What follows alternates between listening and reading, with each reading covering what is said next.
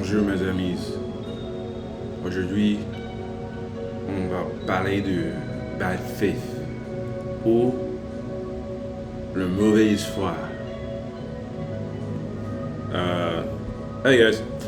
I guess this is episode 3. We're gonna talk about some things as usual. Hopefully not too long because I'm doing this too late. It's funny. Like I think it was about a week ago. Bro, chill. One of my buddies from the army. I was catching up with him.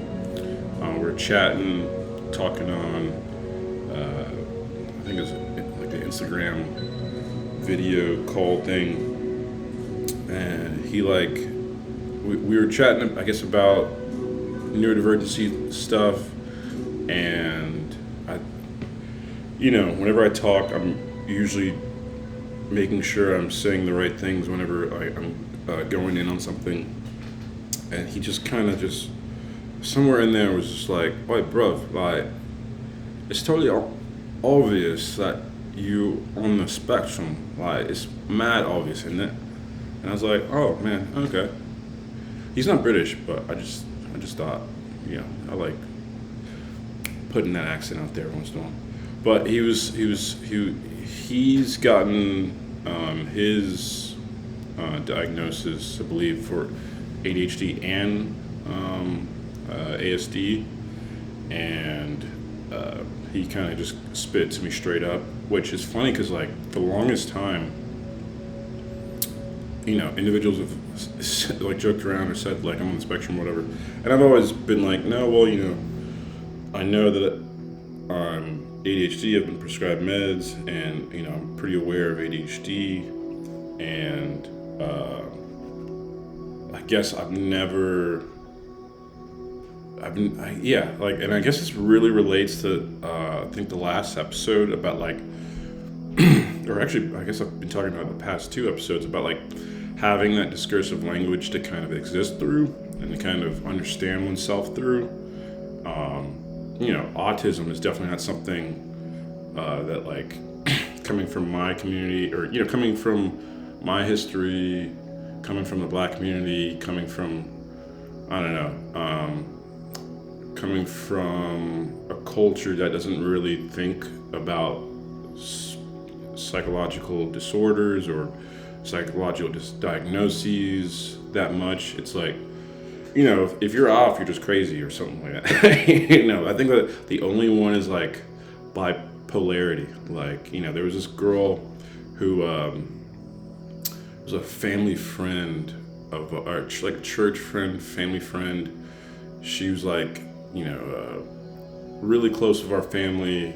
Got so close to my mother when she was like, I guess maybe starting the church that we had. And then like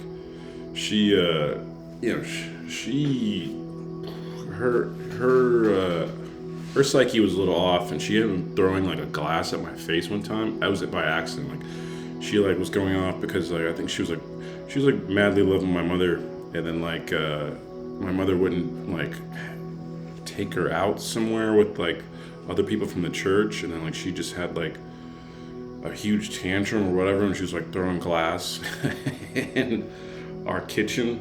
And I remember being in our dining room or whatever, being like, "Yo, this bitch is crazy," and then walking back in the kitchen and then just like a glass hitting my face. Like, so I had to like get you can't see it because of course the mustache, whatever, but like my fucking lip split open, blood was everywhere on the ground. I remember my like oldest younger brother was like screaming when he saw it. I remember going to the bathroom and being like, "Oh shit, part of my lip is gone." Yeah, that was a crazy time, and it was even annoying because like I think I was going this was like I forget what year. It was high school, but I remember like I went to summer school, and like after the incident happened, or I guess that night, I got taken to the hospital on Fort Gordon, or on base at Fort Gordon in Augusta, and got stitches and everything. But my mouth was like, my lip was like swollen for a good minute, and I was going to like summer school class. I forget what class it was, but like the shit was swollen, and I would just like cover it up all the time with like a beanie or whatever, and it was just like. Apparently it was infected. I think there was like still glass in there or something, and I had to like go back and get surgery. And yeah, everything went all right, but that was a crazy moment. But yeah, that girl ended up going to like some kind of psych clinic or something, and then like got like bipolar meds, and she stayed at our house for a minute for some reason, and like yeah, like that changed her personality, those meds. She was like totally calm and everything. But that's like the only kind of like, you know, bipolarity is like the only, like, you know, I never heard anyone talk about ADHD, autism, things like that. Even though, like, you know, being, you know, in hindsight, being around everyone, whether it's like family, friends, or like church, you know, being around so many black individuals, being a part of our kind of like our demographic, like you know, ADHD like runs rampant, like but yeah, no one talks about it, and like definitely no one talks about like the spectrum, ASD, whatever. Now after my buddy was talking with me about it, I was looking at like ASD is like split up into levels, which is like sounds like a video game. Like I'm on level 1, but bro, your claws, man, I gotta clip your nails. But yeah, in the back of my mind for the past couple of years, I've been like, you know, thinking about like the identity of being, I guess, on the spectrum.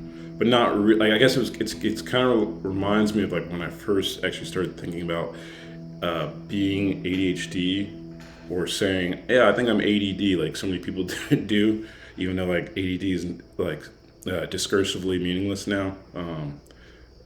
If you guys watched, if you're watching this now and you haven't watched the first episode, I definitely did a big boo-boo and said the distinction was, you know, done away with, and DSM-6, that was a big faux pas. I don't even know if that, like, I don't know why I said that, but I don't even know if there's DSM-6, or maybe it's coming out now. But the whole distinctions now for, I guess, ADHD still kind of confuse me. But it's interesting learning about the kind of newer discursive description of the spectrum, because apparently like Asperger's is not a kind of distinction anymore on the spectrum. But yeah, level 1. But yeah, I guess when I think about it now, like I still kind of bracket the association, because I haven't gone to, and I'm sorry if I keep coughing, for some reason I got like a cough. I'm try some of this. Good thing I got this Arizona tea back in the Nang.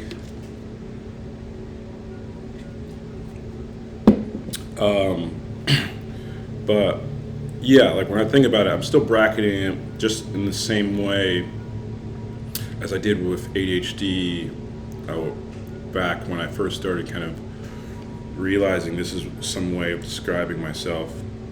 But I will say this, like, and this kind of relates to everything I was saying about like how confusing medical and psychiatric, psychological discourse is around these things, because like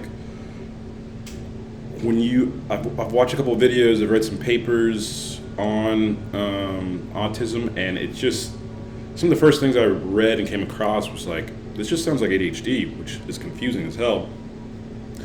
And I get, like, I started to understand that ADHD can be a comorbid symptom, or it can be an aspect. You can, as far as the comorbid symptom, you can be ODHD, which I think I read a long time ago, but just didn't really like assume that was me. Or maybe that was kind of when I think the first time I came across it, I kind of thought maybe that's me, because I've been hearing from individuals that like I'm definitely, on the spectrum, whatever, kind of, I don't know, I don't know if these individuals who would say that were being sincere about it, or just kind of like wondering why the hell am I like ranting about philosophical topics online on social media such as like Facebook. Because that's been a huge pastime of mine for the longest time. I think I said this in one of the episodes, was like, yeah, for a good minute, especially while I was a philosophy major at Georgia State, one of my hobbies, like, let's say getting off of work at the bar or whatever, or was just like get boozed up and then just go off about, I don't know, let's say I was talking about, I remember some of my good ones were, I was talking about free will and virtue. I think I was going through essays in that big ass book on free will I've got back there. And like that made me just go off about certain things, and that was a really good one. Out of like, I don't even know how many random ass brief discourses I've randomly typed out just to think out loud. Is there something about like just typing out your thoughts on social media? It's like I don't know if it's a neurodivergent thing, but like, when you're so busy with work and other things, but like this is something you like to do, writing online, like pressing submit, posting, publishing on your Substack, your Medium, or a social media account like Twitter, like it forces you to kind of lock in. And usually whenever I'm like, especially working on something, like whenever I've worked on books that I was about to publish or whatever, I'm like practicing by going on, typing about whatever on whatever social media accounts or whatever platforms. But yeah, when my wait, what was I gonna say? No, yeah, it's kind of confusing to think about oneself as on the spectrum when one's already kind of associated with the identification of ADHD, because you're like, okay, was my diagnosis wrong? Which apparently this is a huge thing, is like, and I guess this is what I originally, when I was first thinking about doing this episode, was talking about misdiagnoses or underdiagnoses, which, to relate back to that point about being part of the Black community in America, underdiagnosis is a huge thing, like, which is a huge problem as far as like the systemic problem of like, teenagers or whatever getting in trouble, not being associated with this certain type of neurodevelopmental disorder or whatever you want to call it, and being passed off as just, a troublemaker, getting in trouble, going to jail at an early age. These things are going to happen when your type of, cognitive vibe isn't wired for like just going to school and being a good kid or whatever. And of course, it's probably getting way worse now with like social media, which I think is like fucking up people's thinking patterns. But yeah, like as far as like, yeah, originally I was thinking about talking about misdiagnoses, underdiagnoses, the kind of confusion around just like, yeah, it's just weird, like that you can be like, okay, I'm pretty sure I got ADHD, let me go talk to a doctor.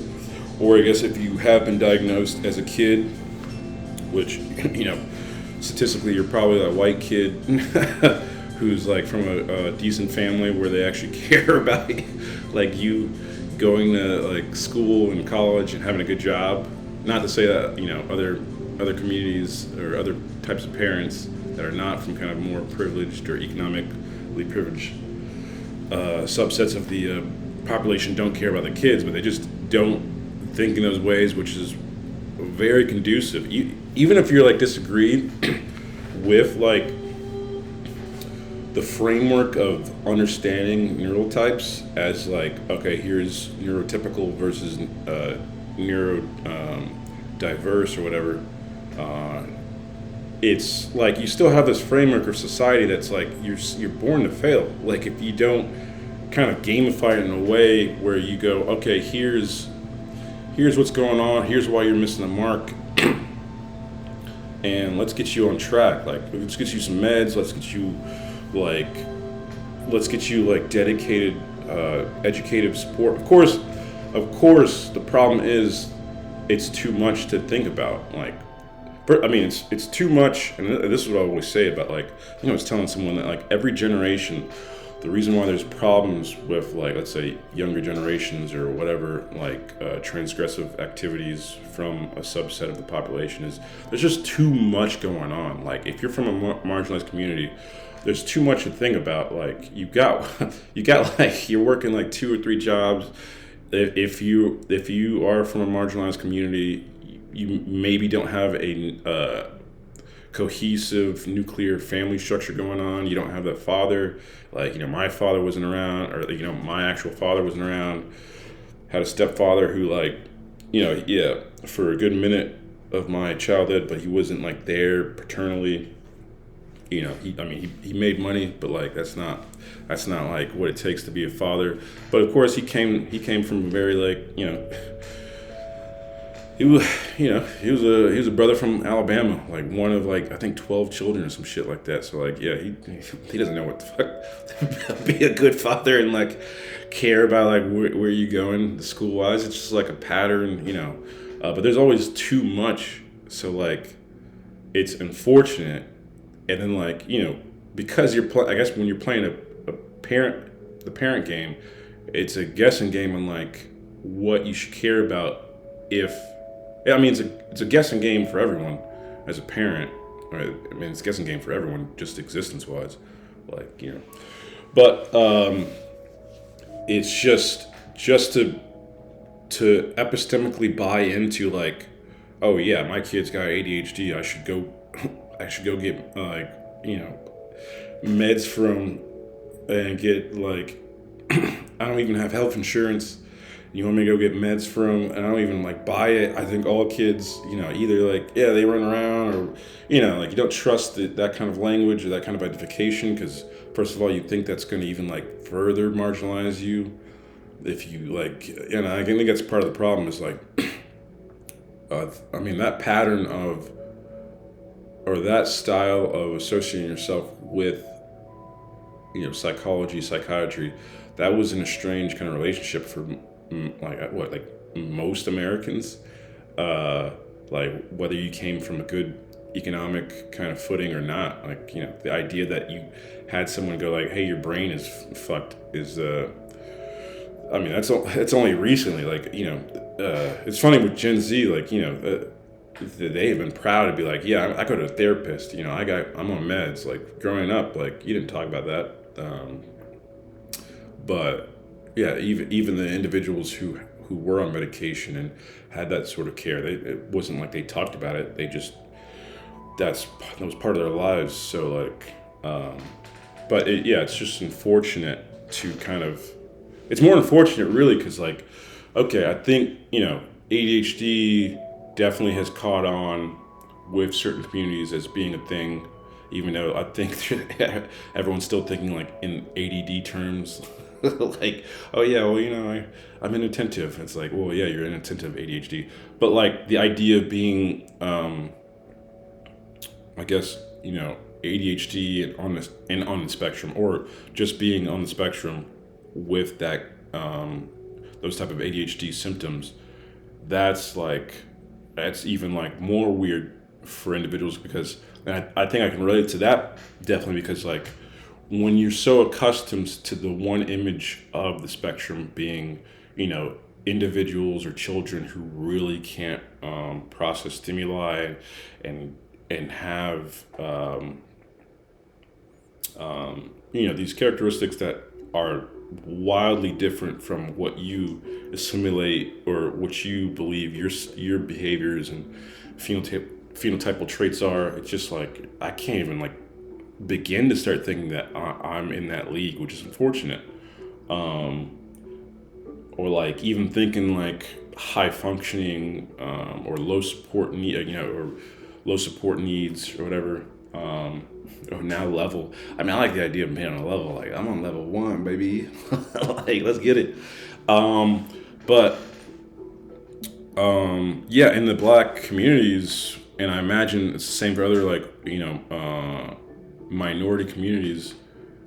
The idea or the status of being on the spectrum is definitely going to be underdiagnosed. Like, and already, like, I was looking at the stats of like just overall, like like women are heavily underdiagnosed, misdiagnosed and underdiagnosed, and it's because for them, I guess, individuals or women who were on the spectrum heavily mask, they heavily fit in, it goes unnoticed. Any kind of noticeable things, bro, I'm trying to murk a fly. Any kind of ASD traits kind of get passed off as just quirky.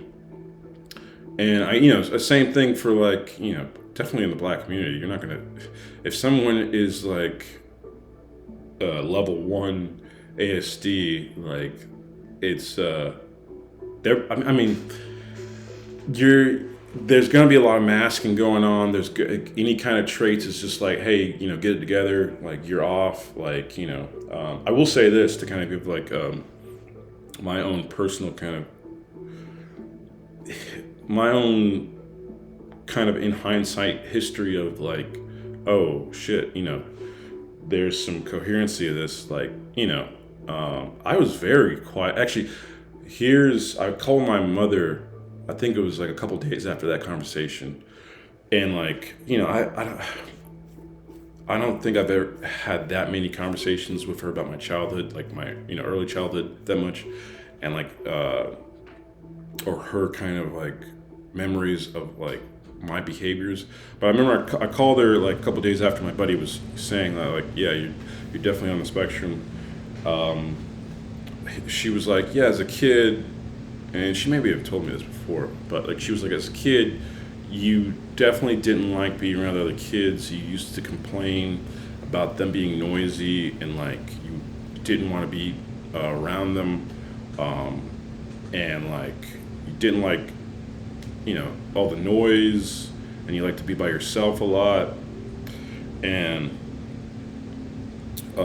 which is and then I kind of tether that in with my thoughts about like I used to have these like, weird sensory issues where like I would touch certain things and it's just like it felt like an electric shock, or like it felt weird, like certain like textures.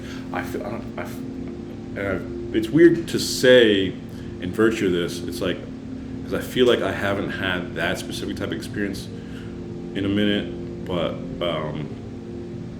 that was definitely always been a weird memory, is like that one. But yeah, I do know that I was very nonverbal, quiet, like didn't talk as a kid until like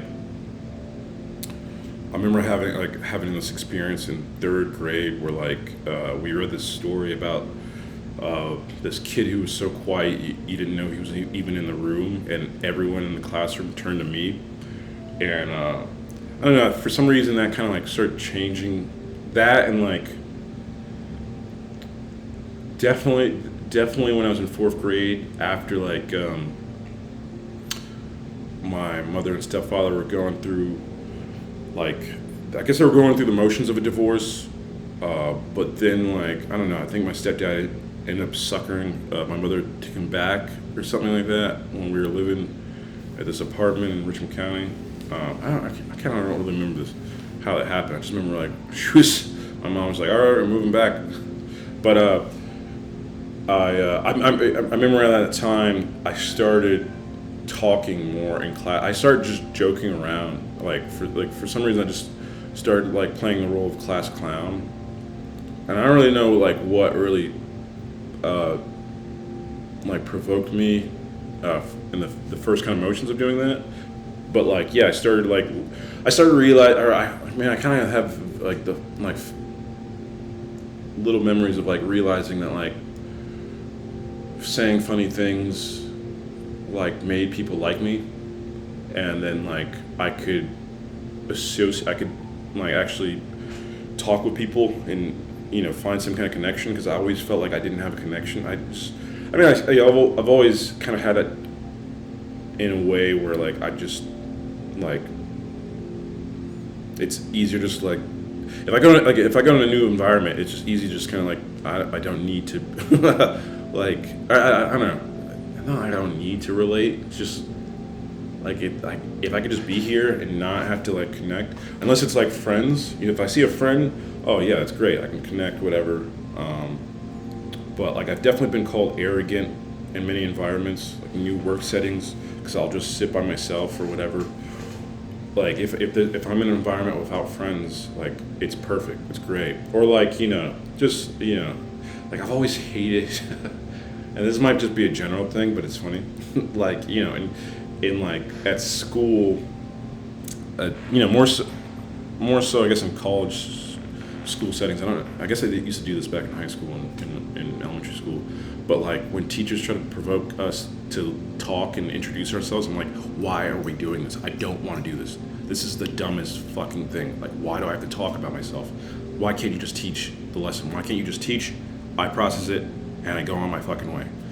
But it's a good thing. I mean, I understand like what they're doing, but which is confusing for individuals who see me, like friends who know me as being sociable, friendly, whatever. I like talking with friends. I like having long discussions. All my homies, it's just like that conversation with my buddy. I think we had, by the time I got off, it was like a 4-hour conversation, like maybe a couple minutes or whatever, short of 4 hours. And that's usually how long, like with all my homies, it's like, the shortest conversation is like an hour or 2 hours or something like that. Like usually we're waxing poetic or having some kind of like philosophical conversation that, I usually kind of provoke, or we're just going off. But like it's only a short number of people really, because I don't really talk with that many people. I've never been good at maintaining friendships in that kind of way, or even really caring. I mean, I care about having friends, I care about people. I just have never had the impulse to be that sociable where I care about doing the kind of, essentially doing the masking, really. And this is kind of what I was gonna have this episode about, is like, Jesus, like, I guess we all mask, which is funny because that term was like so heavily loaded, like for like, when I first started hearing that term, it was like, and reading that term in like, in articles or whatever, it was always like, had the valence for like, sociopaths and serial killers or whatever the hell, like, but it's like, the more and more I read and think about this, and like, no, yeah, everyone mask, but like, and like individuals like myself, it's just like, I don't really care about masking.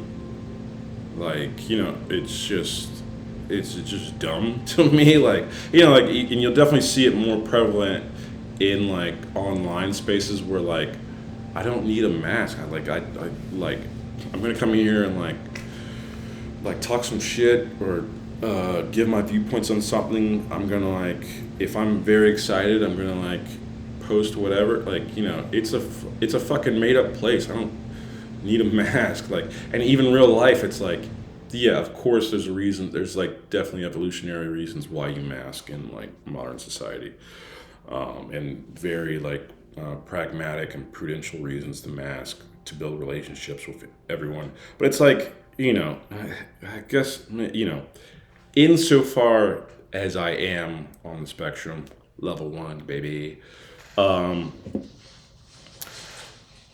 the logical kind of thinking is like, if everyone just dropped these fucking masks, like there would be no need to do this. Like, you just understand behaviors in a way where like, yeah, you can maintain business relationships, you can maintain friendships, as long as you understand the behaviors, and especially for individuals who are definitely ADHD or have ADHD as a comorbid symptom of whatever they got, like if you understand, like, you know, individuals who are ADHD definitely portray like, or definitely like and exhibit different types of traits. Like, you know, I'm in love with, you know, I'm in love with literature. I'm in love with philosophy. You know, personally, and you know, because I was like philosophy major before. I like music, so like I'm very like, you know, I used to be in bands. I used to go to shows. That's a big part of me. Like I like business ideas. I like talking about like, okay, what can a brand do? What kind of product can you like put out? I like several different things. I like, you know, talking about, you know, when it comes to politics, I mean, it's not a strong point of mine, but I support whatever kind of political kind of ideas that I have with a strong philosophical and, you know, weekly kind of, I won't say weekly, just they're not the most sophisticated kind of ethical ideas about like what you're supposed to do in society, but they're definitely, I think, strong ideas that support how politicians should pursue certain things, or how at least citizens should use their, you know, civil rights to pursue certain actions as being part of the polis. But you know, these are different aspects that are going to seem strange if like you only wear that one mask of like, oh, I only like all business. I only like literature. It's like, and I get it because I wonder if I talked about this before about like how it's definitely confusing for individuals. Or maybe we were talking about this. Me and my buddy were talking about this. But like, it's definitely confusing for individuals who are kind of, you know, don't. Never, I won't say that. It's definitely confusing for individuals to see someone, you know, kind of either have verbal kind of different styles of speaking, you know, if code switching is a natural inherent aspect because like you identify with different communities, you speak in different languages essentially, you enjoy and are like ambitious about certain like different things.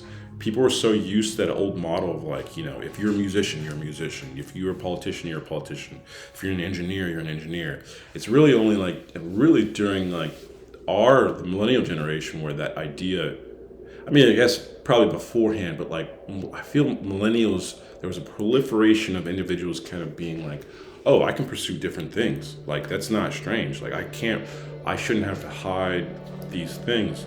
It's unfortunate for many of us who are like, you know, ADHD as fuck and, you know, have those kind of different, disparate types of ambitions, passions, things we care about, because one of the longest running kind of quips against it is like, you know, choose a lane. And it's like, you know, why? Why the fuck should I choose a lane? This is not like, we make this whole fucking reality up. The world is what we make up. Like literally the language we're using is like years of, we made it up. Like, of course there's syntactical, morphological, you know, linguistic constraints on how we speak,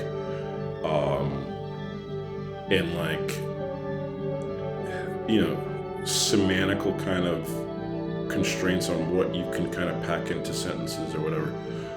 But like, we make all this shit we make up. Like, it's coming from here, we make up, and we conventionalize, and we agree, and we change it.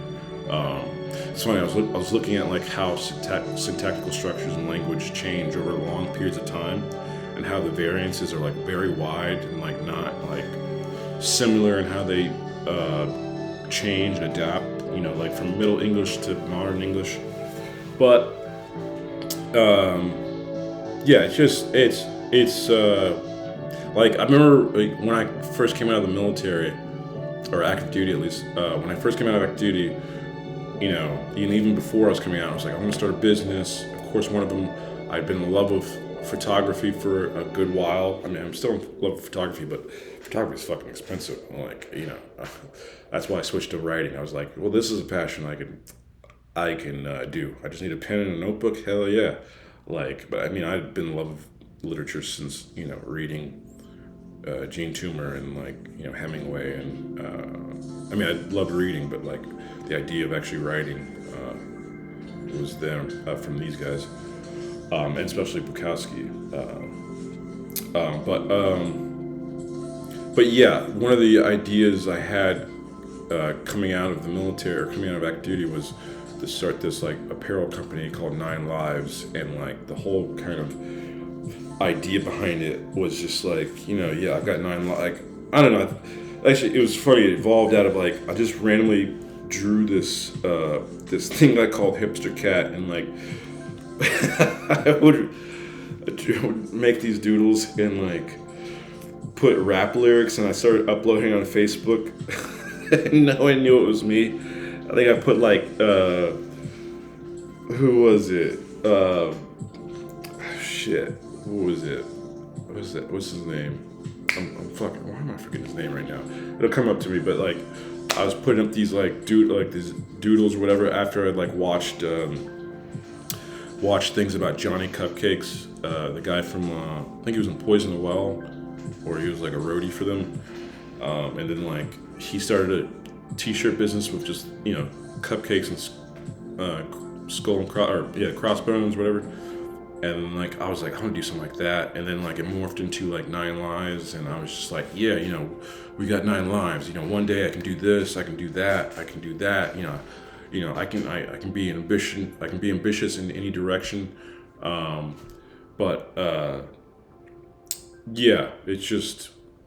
It is very disappointing when you have individuals go like, and I guess it's a true aspect, but it's not really. The whole choosing a lane thing. It's like if you have support and you have friends who, are like,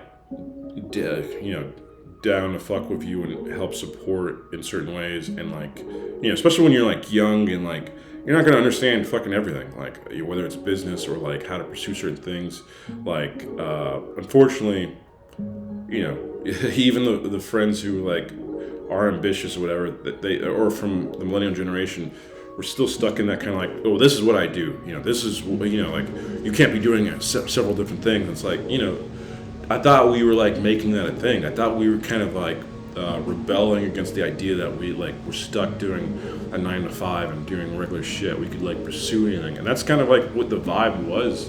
I remember when I was getting out of active duty back in 2013. It was like, you could start a business, you could do this, like social media was getting bigger and bigger, and that kind of virality of like putting out a good idea and crowdsourcing vibes, I guess, so to speak, was like, our thing. Now, of course, with Gen Z, it's like on hyperdrive. Like, if you got a cool idea and like some friends and like, a cell phone, you could pump out a brand and like make it seem cool, and then do some other idea and like make friends with like random people across the pond in a different country or whatever.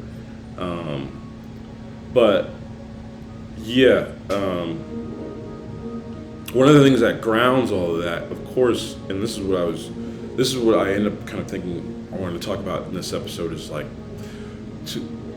and this kind of relates to why certain individual or a certain subset of let's say neurodivergent individuals do well in life as opposed to other like individuals or other individuals from other subsets of the population, why they don't do as well as those individuals. And besides just like they being on meds or whatever and having support, I think one of the things it boils down to is love, which is, it sounds like that comes out of nowhere, but like that's something I've been definitely thinking about for a minute. I've been thinking about it in a couple different ways. Recently, I've been thinking about it as like, I think there's a problem with individuals, let's say, who are neurodivergent or on the spectrum or whatever. Everyone, whatever. If you're neurodivergent, I think concepts like love aren't that easily embodied, because you're, either if you're ADHD, you're racing around doing too many things, or if you're, on the spectrum, like you may have an idealized kind of notion of what love is supposed to be, but that's not concrete and not really embodied through your actions, because I think you live too much in your head. And that was kind of, I've heard that complaint before, where like, we're getting in a relationship and someone telling me like, I think you believe like in the idea that you love or whatever. It's just not like, it's not seen. Like I've definitely had unfortunate interactions where like, it's like, do you even like me or whatever, which, right now that's like a meme. But like, I think for a lot of individuals who are, let's say, traumatized, who have traumatized backgrounds and have this kind of neurodivergency and aren't able, like they didn't have a family structure that showed love in the ways that like, the quintessential portrayal of love in a family settings on TV shows or in books or whatever, in movies, that wasn't there at all. And it's a shame, because it's funny, older generations like that was kind of a standard, and they kind of go like, everything was cool with me. My father didn't say I love you, or my mother didn't hug me, or whatever. I forget what comedian was like, was it Tom Segura or something like that, was saying like, yeah, I didn't hug you because I don't want you to be gay. Which is dumb as fuck.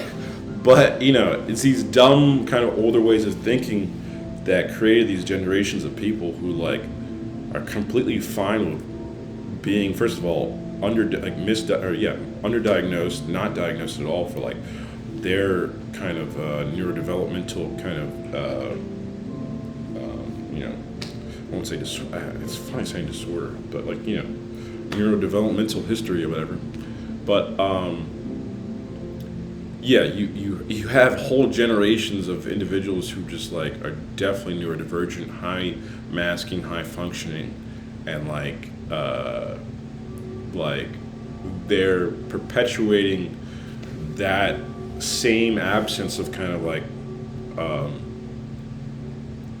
ostensive, obvious, careful, and thoughtful displays of love, which for the next generation, like, is a huge like, huge Achilles heel, really, especially in virtue of each generation having too much to deal with, and you not even having that kind of base layer of love to kind of, and it's just, it's funny to say like, I actually I started writing this kind of philosophical piece on it, going that love is definitely a fundamental aspect for individuals to exist within worlds, and it's unfortunate that we don't even have a value system or a theory of value like that even like nods to the notion that love is fundamental for society, for individuals to exist coherently and cohesively with others. It's funny, whenever I write things that are not literary, that are explicitly kind of let's say philosophical or whatever, I will easily reference Heidegger and Being and Nothingness, because that's what I think about a lot. And that's definitely where the concept or the reconceptualization of stupidity that I've been yapping about for years comes from, inadvertently to me at least, that like there's something about worlds and environments that causes these weird incoherent problems that we have, and when you just think about things, or when you think about like how people think about anything that's transgressive or like anything that's wrong in a society, it's usually blamed in a kind of unidirectional way to a person, as opposed to the world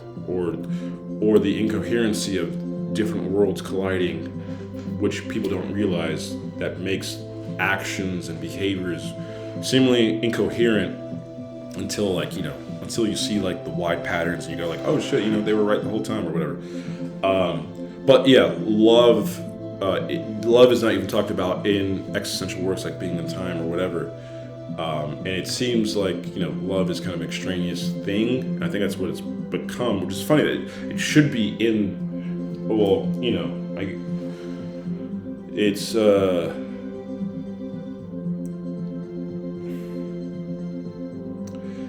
it's funny because in that book, one of the biggest points that Heidegger builds on is that like we've been conducting this very objective and subsequently kind of exploitative way of understanding the world, and definitely comes from Descartes and the kind of mechanistic, scientific subject-object distinction in the history of science and philosophy and thought, of thinking as objects as just being a thing that I affect, I push around, I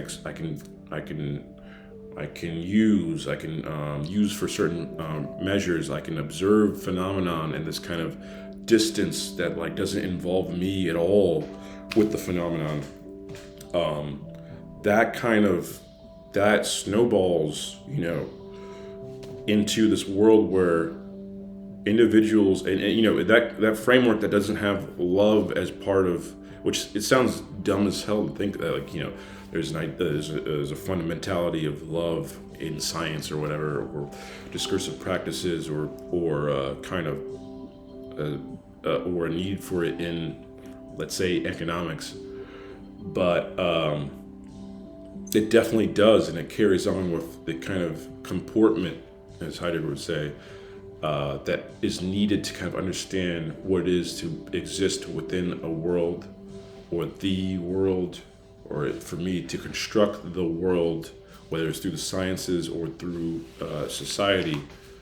Because if you don't, it's just like how he says, if you don't have an understanding of being or what it means to be, you're kind of on the wrong footing for like developing a science or whatever. Like you don't understand what it is to be man or a human being.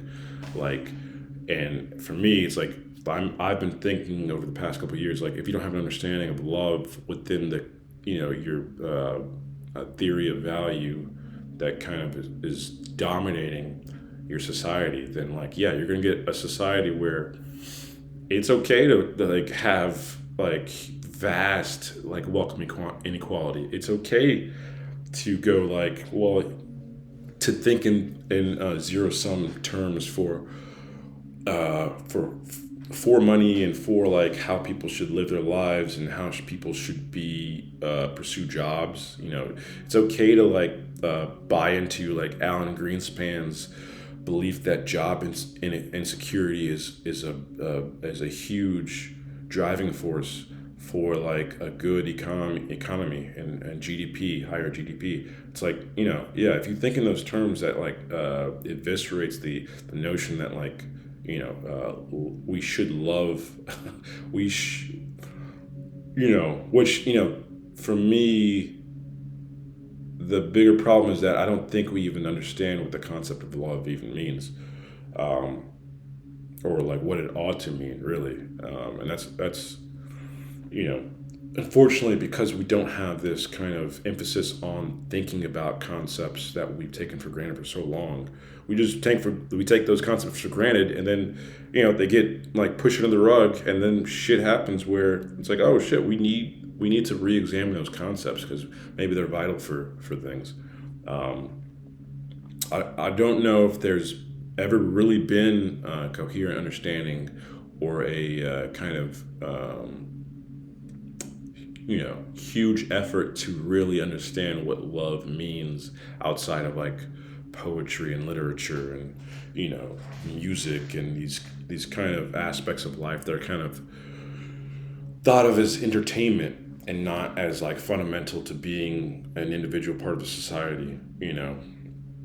I think it's always kind of been implicit, when you think of like Aristotelian kind of perspective of like what it means to be part of the political body, that like everyone's part of the political body except for the slaves. But like inherent, I think implicitly within that kind of understanding is like, yeah, you love everyone. That's why you're part of the political body. You want to make sure that the government is acting in accordance with how, in accordance with the demands of the people. I think implicitly, and it's a presupposition that's never dug out and re-examined, is like, okay, for that to even make sense, you would have to like love and, I guess in a Heideggerian sense, care about others. You have to authentically believe that your being is tethered with others in your kind of journey or in your being towards death, which is like the ultimate kind of driving force for everything we do. The fact that we're from the day you are born, you are being towards death, and like that's kind of what drives your circumspection, your concern, your care, but really also love. I think for a minute when I first started thinking about stupidity and how concepts or things are misunderstood between individuals within worlds or environments. Love. Actually, I didn't even think of those. I didn't even think in those terms for stupidity, but I just thought. I believe that, like, okay, love is one of those. Is a concept that we don't understand, and that's kind of like how it's so salient, whether it's in kind of the romantic kind of view or just love in the kind of family, friend kind of like way of thinking about it. That like the way I saw it was like, yeah, it's my kind of primordial version of stupidity was that like individuals have this idea that's not grounded in like the reality of things, but these kind of ideals lead us to fall in love. We're in love with the idea of things, and that drives us to have these bonds and these relationships. It's funny because it has to do with like I've been going back through, or I actually never, or I started reading this book, but like a long time ago. But like the chapters before the bad faith chapter or whatever, it was like gobbledygook, and that's coming from someone who's been reading philosophy since 2016 or so.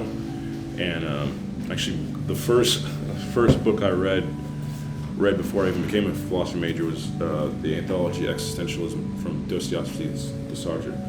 And those essays were not that crazy to read after I like really understood what philosophy was and like started getting it. But this one I think he definitely talks about bad faith in that book, which I understood the notion of bad faith from that, and which is different. I was talking about this with my buddy.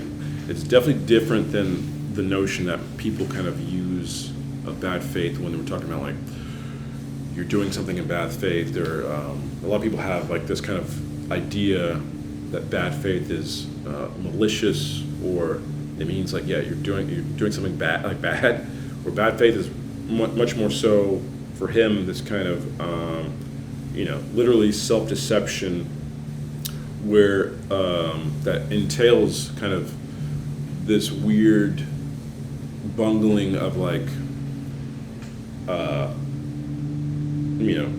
the facticity of life, the concreteness, the things in reality versus like transcendence, as he describes it, like the ideal, the ideality, the kind of the idyllic nature of things, which is how he describes humans. Like we are caught between our physical features and physical factical aspects of us, but also these ideals and these kind of essentially delusions. The fact that we're literally animals, and we conceive of ourselves as these kind of sophisticated, enlightened, and tuned with the heavens or whatever the fuck. Instead of just being like, we're animals on this planet that like do things in a different way than other animals. But bad faith for him is, yeah, like this kind of like this kind of, I don't know, this, yeah. So how did I write it down? One way he describes it is, a person convinces themselves that they have to behave in a certain way, convincing themselves that they. Did I just write that like 2 times? Or like that they convince themselves that their identity is, predetermined, and it's kind of corollary with the notion of the world. That's why I was put in quotation marks. The world is this way, instead of like, that it's created, that we have the freedom to behave and be in the world really any way we like. Of course, there's repercussions and like there's constraints, but like we have the freedom, and that's what bad faith kind of describes. Is like, but like it's funny, yeah. Love. I think he describes love in relation to bad faith a lot, and he has like this famous vignette which I just read like a day ago when I was going through it. About he has a vignette about a girl, or this might come off sexist or whatever, but like in dating, when he has a vignette about a woman who's, let's say, on a date with a guy. And whether it's his comments that says like, when a guy says like you're attractive, or he touches her, the woman only notices the physical features, or the physical aspects of that interaction, or takes the phrase like you're attractive in only that kind of direct, and not kind of the direct way, but not in the way that should allude to the actual end goal of the interaction in general, which is like, sex or procreation or whatever, that the woman is, as he says, arresting that interaction in purely that kind of factical or way, and not the kind of he uses transcendent, but like it's just the actual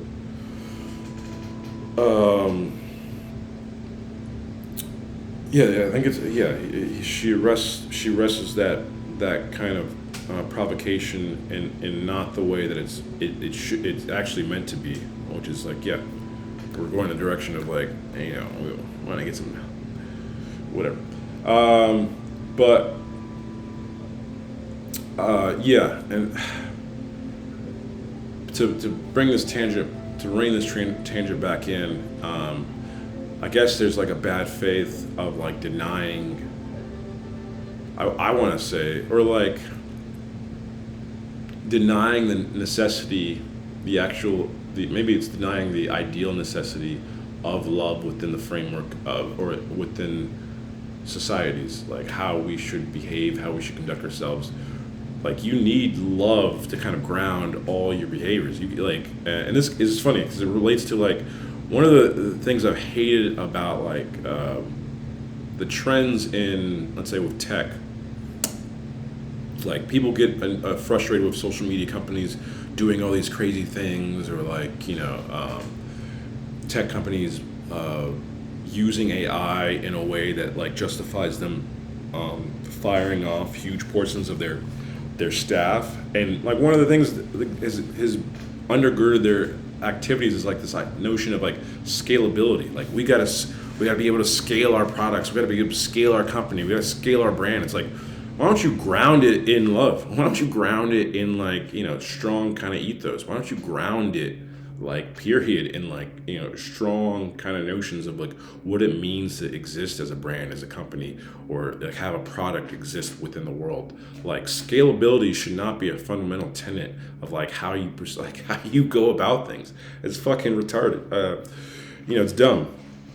Like it's unfortunate, like really, like when like the value of love has been so pushed under the rug that you think it's odd. Like you marginalize the aspect of love to like, I should only have love and like care in certain ways towards like to 5 people, but like like everyone else, like not realizing that like first of all, your very being is dependent on other people loving you enough, like, to care that you exist instead of killing you.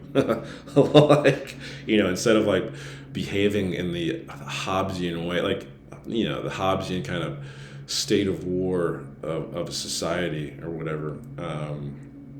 That, like, you're like living in bad faith that, like, well, I don't know.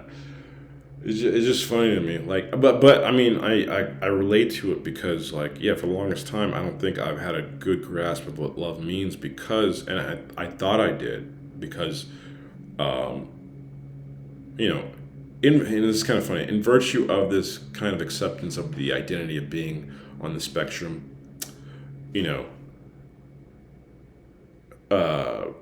which I think, for me, one of the aspects that I believe that, like, and I've noticed and I've read about, like, individuals on the spectrum is, like, certain kind of concrete contingent aspects of life and reality aren't so apparent for individuals on the spectrum because, like, you have this kind of more logical kind of a priori thinking about things where, like, the contingent, and this is what I kind of explain stupidity in a way, is like this misconstrual, and it's really, I guess, really another way of explaining bad faith, really. But, like, if you have these kind of, like, these very, I guess, logical a priori understandings of things, you miss out on, like, the actual things that, like, tether real life together, and love is one of those things. You can learn love in, like, the kind of a priori kind of purely conceptual kind of descriptive way, but not know how to kind of embody it concretely. And I think I at least for me, I thought I understood love in the way, like, literary, I having that kind of affinity for poetry and literature where, like, love is described, you get deluded into believing that you know what love is or what, like, the demands of, let's say, being in love or, like, loving when, like that. And, like, if you come up from the church, like, you hear about the piety and, like, the love from Jesus Christ, and so you kind of you delude yourself into believing that, like, oh, well, yeah, I've heard these lessons, I've downloaded love into my brain, like, I got it down pat, like, give me that test, I'm gonna pass it. And it's like, no, you're like failing. Like, you're traumatized from your childhood where you never saw it, you've, like, been arrested, and, like, you've never seen love from, like, your like, the people within your town and your city. Like, you've been in environments where, like, the opposite of love is, you're either, like, you're ostracized by peers or higher ups, or you're almost killed by fucking strangers in a foreign country. Like, the notion of love isn't there at all. It's like, it's a thin veil that you think you're wearing, as, like, you think you're wearing it, like, all over you, but it's like, it's actually, it's not even a thin veil. It's just, like, it's sticky notes in your head that you've got, but, like, you're not doing them. And yeah, if you're neurodivergent, you're ADHD, or you're on the spectrum, like, you're always, I mean, that's like quintessential, that, like, there are things that you're trying to do that, like, you're just not doing them. Like, you're not functionally able to do them in the ways that the society or the environments demand you to do them. But, you're thinking about it. I've been thinking about love for years, and, like, and you think that, like, that means something. And it's like, nah, bro, like, that don't mean shit. And it's, like, a hard lesson to learn the more you grow up. Is, like, this kind of ideality, these kind of notions that you believed you understood, that you kind of concretely embodied, like, you don't understand them, like, in the way that, like, if you're on the spectrum, like, and it's funny, like, the more I digest myself as it, if it's a genuine thing. Which, man, I need to go back to that paper I was reading. I think it was an article from this book, Techno-Skepticism, which was about taking back the salience and the kind of integral kind of, or the important aspect of someone being able to diagnose themselves from whatever the folk psychology or their kind of understanding of their subjective experience, instead of having to rely purely on objective measures, because doctors can misdiagnose or underdiagnose, or they just don't listen to your phenomenology. Literally, when I've had crazy back and biomechanical problems, and I've told them certain things, and they're like, no, maybe it's just this, your ankle or whatever. And it's I think there's something else also affecting it, and they won't listen, which is why doctors suck sometimes. But there's what was I saying?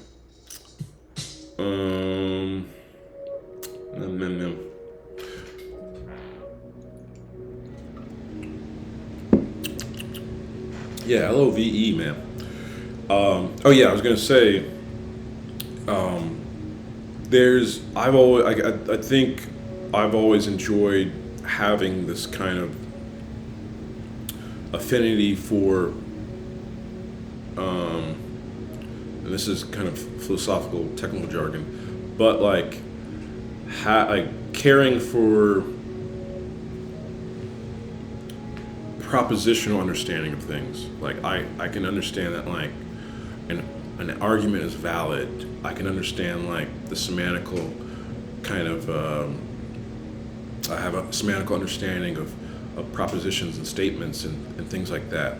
So if you give me a sentence with love in it, I understand it, and I can say sentences to myself, or say sentences entailing or involving certain concepts, and I'm I understand it in this kind of propositional sense, but not in the kind of concrete existential sense of how this is something I should embody in certain ways. These are the actions I need to kind of display them. And I guess, it's funny, as a person who's been writing for a long time, there's the age-old, or, I guess it's kind of more of a trend since 20th century writing or literature, or a bigger trend, but saying show don't tell, that's a common thing, even though prior, I feel prior to 20th century, there's, or even in early 20th century, there's a lot of telling in literature, but show don't tell, and it gets so easy when you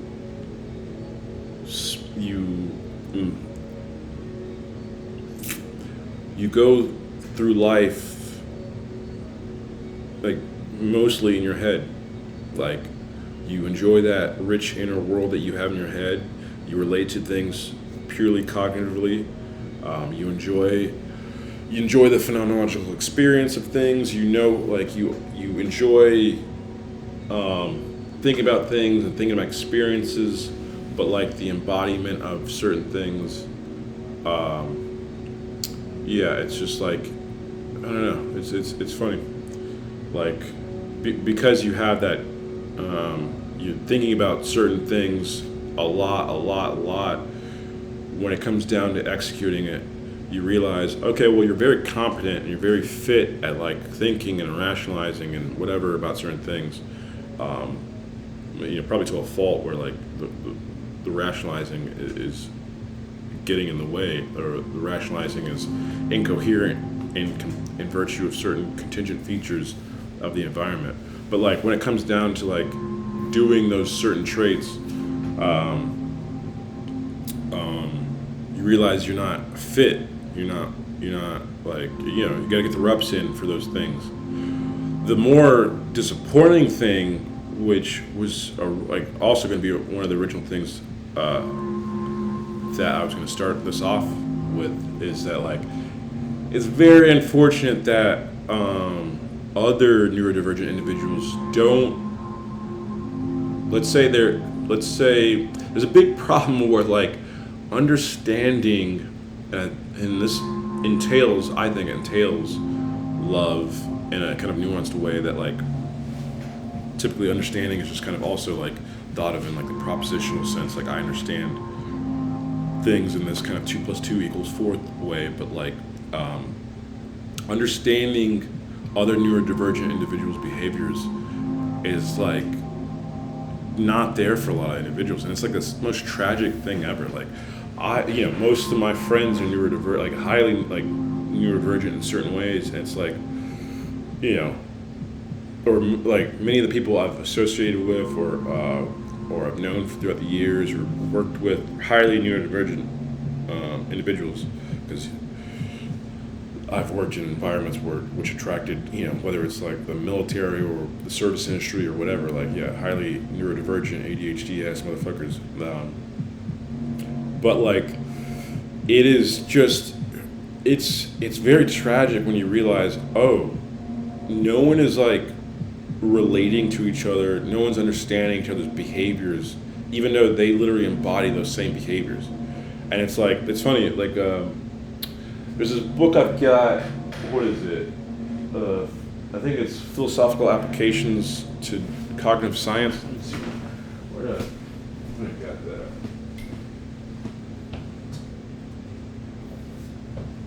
Yeah, this book. This is a great book right here. Philosophical Applications of Cognitive Science. I remember like reading this part about like how, I guess people have mental models of other individuals' behaviors, and like, everyone's got a mental model of like, you expect certain things to occur. Let's say, I think he used, where is it? I think he used like tennis as an example of like, if you're playing tennis, you're going to expect that like, you're going to expect or predict that like someone's going to move in this direction in virtue of the interaction you just did with the ball. And it's a very like valid and, valid way of seeing it. Let's see, where does he have it? But like, I think he talks about like how, and I think this is a common, like people are more understanding this more, but like someone will rationalize. I think it's been described as like a cognitive bias, but like someone will rationalize their behaviors or shortcomings or whatever. They've got a very empathetic, of course, mental model of like how people should react towards them, because like they have the whole story of their behaviors and their shortcomings or whatever, in virtue of also like what they believe to be their strengths. But when people view other individuals, they are less empathetic. They don't have a great mental model of going like, oh yeah, let's say someone was late, like maybe something was going on, like I don't know, I forget what the cognitive bias term is called, but it's very disappointing to see individuals, let's say, for the longest time I've definitely digested the notion of being ADHD or having ADHD traits. Now I'm like, either ADHD is a part of, let's say, autism, or it's comorbid symptom. Other individuals who exhibit those same traits will be more understanding, or be very understanding of the traits that I exhibit, or they would understand like that they are neurodivergent, that they have shortcomings in certain ways. But I think, like, when you live in a society where love is not part of like the fundamental framework of how you, first of all, understand the existence of other individuals and their behaviors, and like and how you should apply prescriptive and normative kind of things, like you should do these things, like you are definitely going to reduce the behaviors.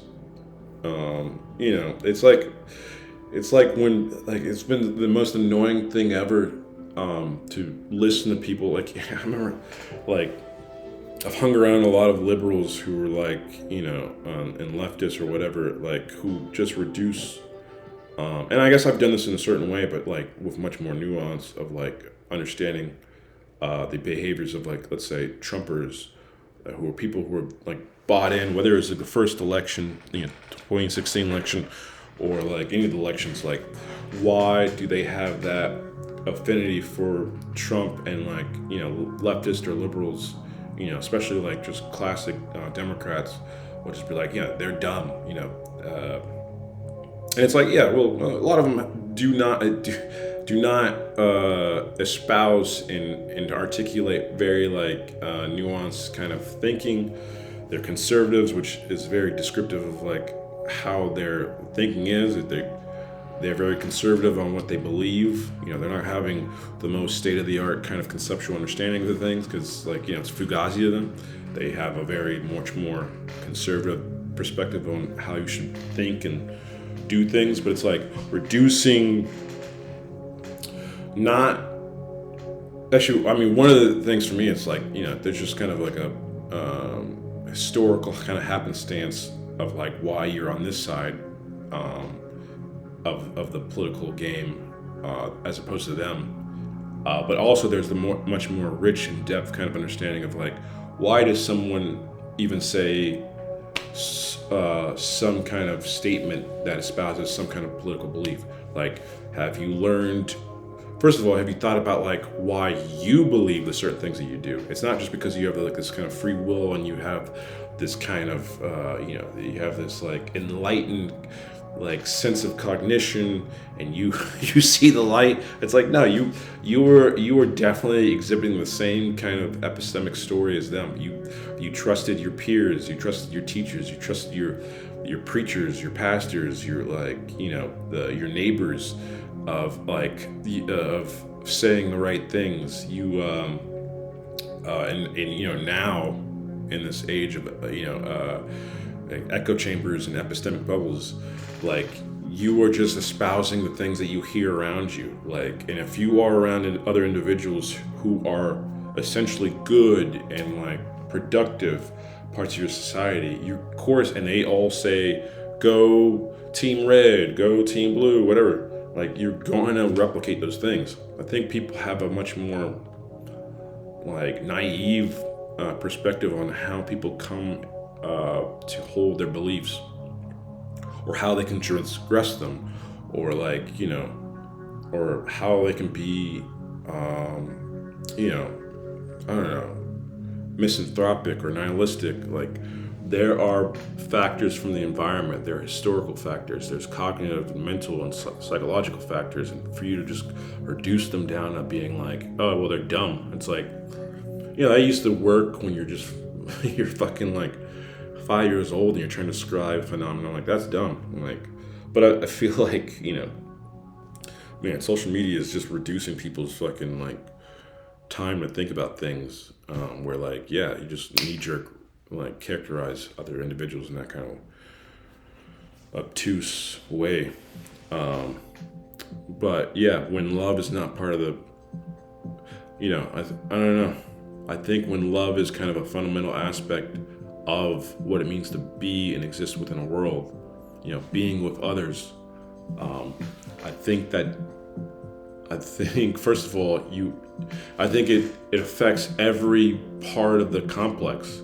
It affects like the whole manifold of interactions and environments that we have, where you don't have, let's say, like, individuals like Zuckerberg creating products that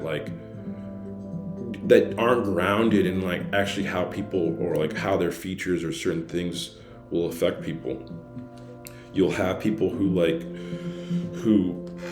and subsequently you'll have less sensationalism and these kind of sound bites of like how, and memetized kind of way of sharing information.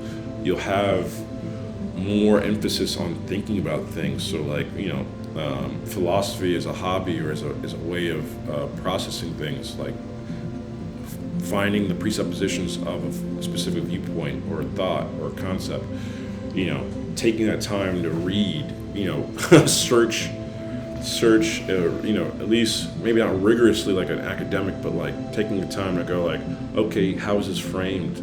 is kind of more part of like how you process information. You're not just going like, well, I got my rose tinted lenses on. Fuck yeah, bro! I got my blue blockers on, baby. Like, this is how the world is. This is like, I don't know. It affects every aspect. It affects like how parents can slow down and think about, am I treating my children the right way? Teachers. It affects how teachers think about like, let's say a white teacher in Augusta, Georgia. They stop to think, is that child that's like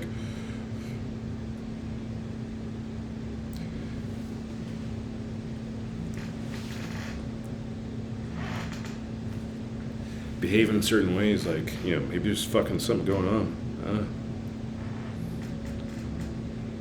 But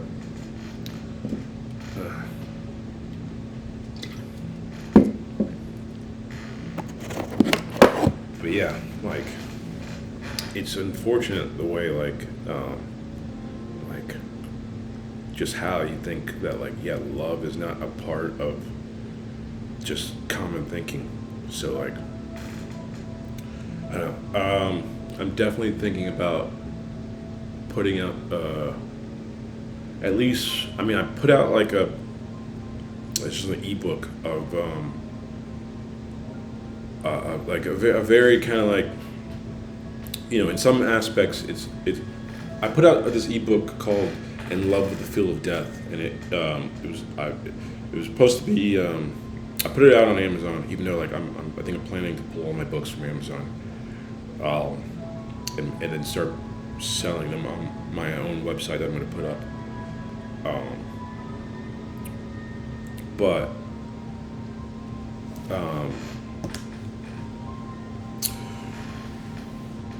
yeah, that book was like first time I ever actually really started like thinking about love, I guess. One of the first poems is that kind of like superficial, or that kind of puppy love. One of the first poems is like about being in love with like a girlfriend in high school, to like the very toxic forms of love towards the end, and it's just like a very kind of, and then there's kind of like, I know when I published How to Moan Like an Ogre, that was like, I have these very like, I call them anti-haikus, which was like playing with or inverting the kind of formal structure of haikus, and they would separate each actual title poem, and I kind of have that tethering through the poems in that book. I need to actually put it out as a physical book, but that's like the first like actual work on love, and then I had been like playing around with like a philosophical kind of work on it, aphoristic style, to kind of like piecemeal think about love, kind of in the same way I playfully did in those little prosaic pieces in the In Love with the Feel of Death book. But yeah, I think that's pretty much all. Yeah, that's pretty much it. I need to go write something. I need to go write something. All right, this was fun. Another great episode. Where that cat at? He's laying there next to my Wittgenstein book. Curled up. Hey, what up, G? All right, good night, guys.